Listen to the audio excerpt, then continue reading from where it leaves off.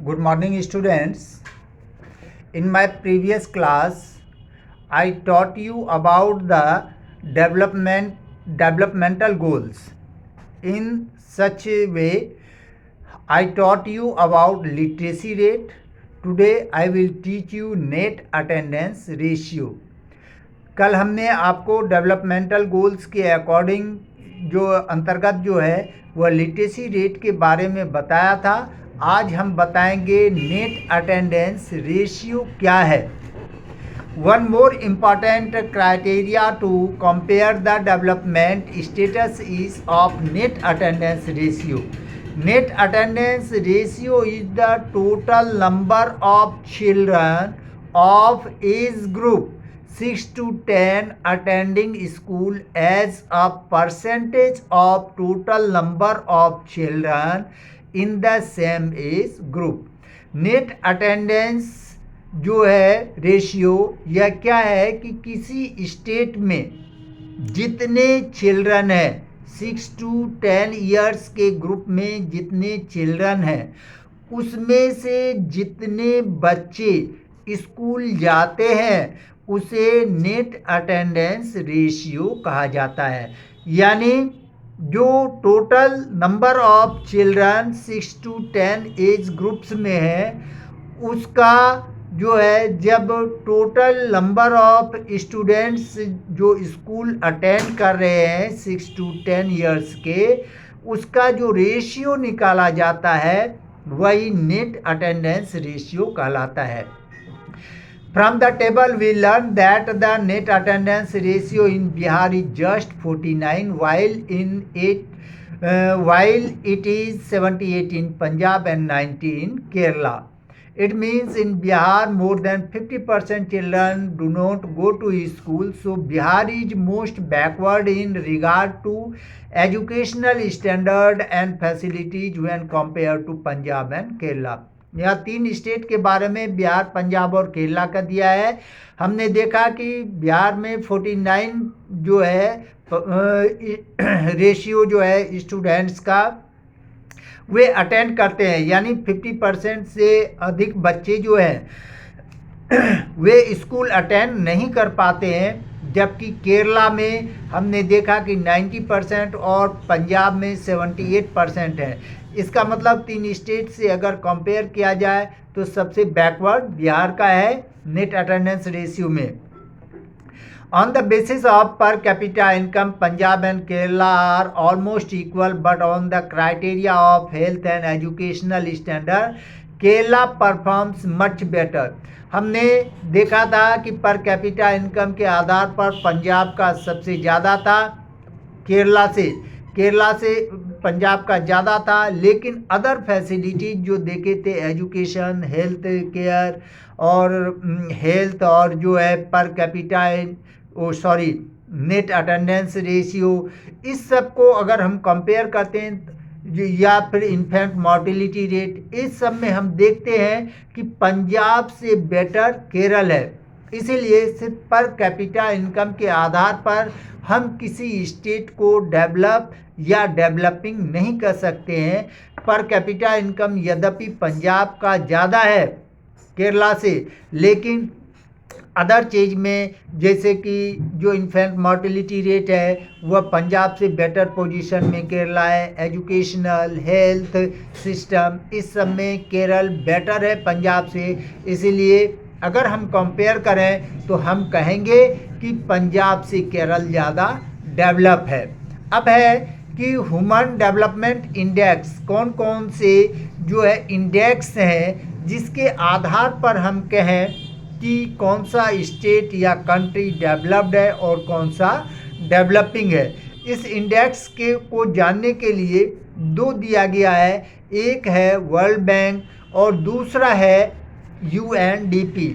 World bank क्या है कि वर्ल्ड बैंक पर कैपिटा इनकम को जो है मेन इंडेक्स के रूप में मानते हैं। इट मीन्स जिस देश का पर कैपिटा इनकम जो है वह ज़्यादा होगा वह अधिक डेवलप्ड माना जाएगा। लेकिन हमने देख लिया था कि पर कैपिटा इनकम किस प्रकार से इसे जो है राइट नहीं मान सकते, क्योंकि पर कैपिटा इनकम जो है एक एवरेज इनकम है। उसमें जो 5 फैमिली का मैंने एग्जाम्पल दिया था कि 4 फैमिली के तो बहुत कम थे, लेकिन 5वें फैमिली का जो है बहुत हाई इनकम होने के कारण एवरेज इनकम सभी का हाई हो गया था। लेकिन 4 फैमिली तो इतने पुअर थे कि वे अपनी नेसेसिटी को, जो मूलभूत आवश्यकताएं हैं, उनको भी पूरा नहीं कर पाते थे। लेकिन 5th फैमिली के बहुत हाई इनकम होने के कारण सबका एवरेज इनकम काफ़ी बढ़ गया था। इसीलिए हम यूएनडीपी को का जो इंडेक्स है उसे हम बेटर मानेंगे, क्योंकि यूएनडीपी जो है यह पर कैपिटा इनकम ही नहीं, इसके अतिरिक्त वहाँ के हेल्थ फैसिलिटीज, वहाँ के इन्फेंट मॉर्टेलिटी रेट, वहाँ का एजुकेशन, इस सब को भी एक इंडेक्स के रूप में मानते हैं, जो कि सही भी है। क्योंकि कोई भी फैमिली हो, प्रत्येक फैमिली वाले वह चाहते हैं कि उनके बच्चे एजुकेट हों, उनके बच्चों के हेल्थ बढ़िया हो। और ऐसे कंडीशन में अगर किसी का बच्चा मर जाता है, 1 साल से कम उम्र का बच्चा मर जाता है, या फिर बच्चे जो है स्कूल नहीं जा पाते हैं, तो ऐसे कंडीशन में हम तब भी ऐसा कंडीशन क्रिएट हो सकता है जबकि वहाँ के पीपल पुअर हो, तभी वे अपने बेसिक नीड्स जो है, जो मूलभूत आवश्यकताएं हैं, जो उनकी मेन विशेज हैं, उसको पूरा नहीं कर पाते हैं। इसीलिए यूएनडीपी का जो इंडेक्स है डेवलपमेंट के रीजन में, वह अधिक मान्य है। और हम, क्योंकि वे पर कैपिटा इनकम के साथ साथ health facilities, infant mortality rate, net attendance rate, इस सब को भी जो है वो साथ में रखते हैं। और जब एक्चुअल इसका ये रिजल्ट निकल के आता है, तब वास्तविक स्थिति पता चलता है कि उस राज्य का या उस देश का डेवलपमेंट जो है कैसा है। इस प्रकार से हम देखते हैं कि वास्तव में जो डेवलपमेंट के संबंध में जो सही जानकारी मिलती है वह किसका है, यूएनडीपी का। अब देखेंगे differences between the criteria used by the world bank and UNDP for the measuring development. जो वर्ल्ड बैंक और यूएनडीपी ने जो डेवलपमेंट से दिया है, इसके बीच में डिफरेंस क्या है, यह एक्चुअली मैंने बता दिया।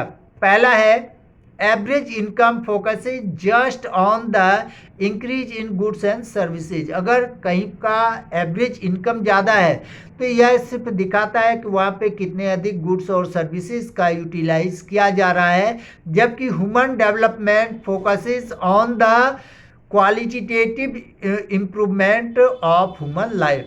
जबकि यूएनडीपी जो कि ह्यूमन डेवलपमेंट को दिखाता है, उसके अंदर क्वालिटी को दिखाता है कि एजुकेटेड कैसे है, हेल्थ कैसा है, जो नेट अटेंडेंस रेशियो कितना है, उसके बाद जो है वहाँ का जो बच्चे हैं, इन्फेंट मॉर्टेलिटी रेट वहाँ का कैसा है।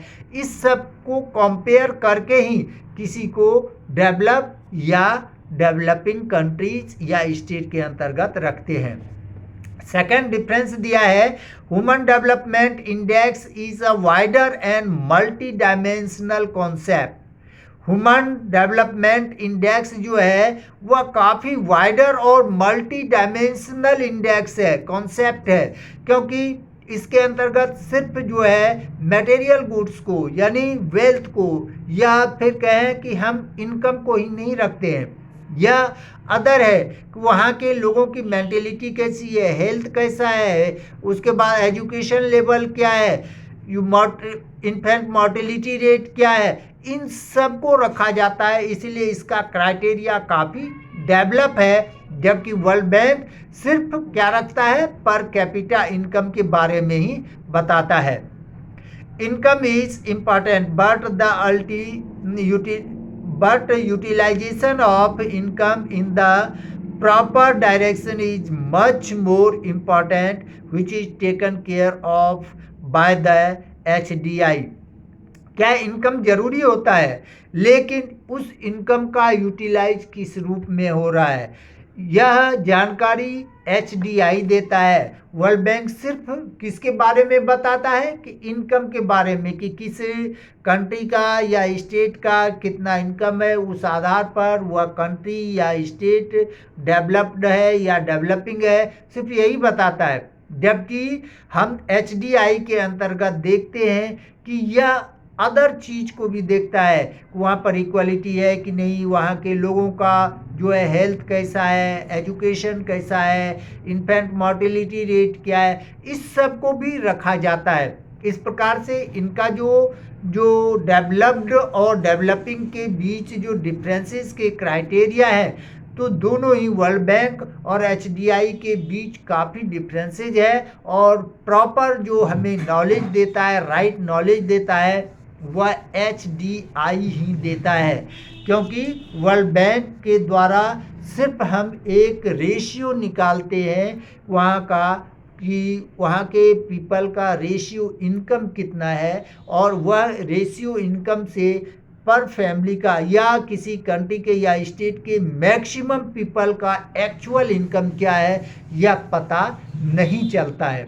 अब है कि हमारी आवश्यकताएं अनंत हैं, इसीलिए हम अपनी आवश्यकताओं की पूर्ति के लिए जो है क्या करते हैं, अधिक से अधिक नेचुरल रिसोर्स का यूज करते हैं। और जितना अधिक नेचुरल रिसोर्सेज का यूज कर रहे हैं, तो उतना ही अधिक इन्वायरमेंट में पॉल्यूशन बढ़ रहा है। आज हम देखते हैं कि air pollution, water pollution, noise pollution, soil pollution, ये सारे पॉल्यूशन क्रिएट हो रहे हैं, जो कि ह्यूमन बीइंग्स नहीं, सारे लिविंग बीइंग्स के लिए काफ़ी डेंजरस है। और यह जो नेचुरल रिसोर्सेज है, यह नेचुरली बनता है और इसके बनने में मिलियंस ऑफ ईयर्स लग जाते हैं, जबकि इसका यूटिलाइजेशन जो है वह बहुत तेज गति से हो रहा है। तो इस प्रकार के इसके यूटिलाइजेशन के स्पीड है और फॉर्मेशन स्पीड, दोनों के बीच में खाइयाँ काफ़ी बढ़ गई है। इन खाइयों के बढ़ने के कारण अगर हम सेम गति से इसका यूटिलाइज करते रहे, तो निकट 43 ईयर्स के अंतर्गत ऐसा अनुमान लगाया जाता है कि ये सारे के सारे रिसोर्सेज, जो नेचुरल रिसोर्सेज हैं, वे वैनिश हो जाएंगे, गायब हो जाएंगे। ऐसे कंडीशन में पुनः ह्यूमन बीइंग्स अपने प्रिमिटिव एज में आ जाएंगे, स्टोन एज में आपने जो हिस्ट्री में पढ़ा है उस एज में आ जाएंगे।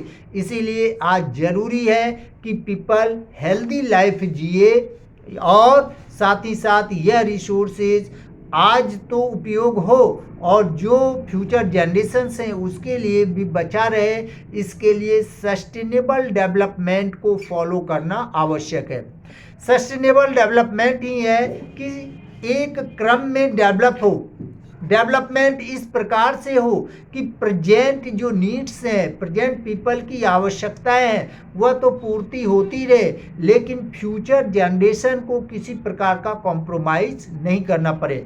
इट मीन्स जो रिसोर्सेज हैं उसका सीमित अमाउंट में जो है उसका यूटिलाइज करें।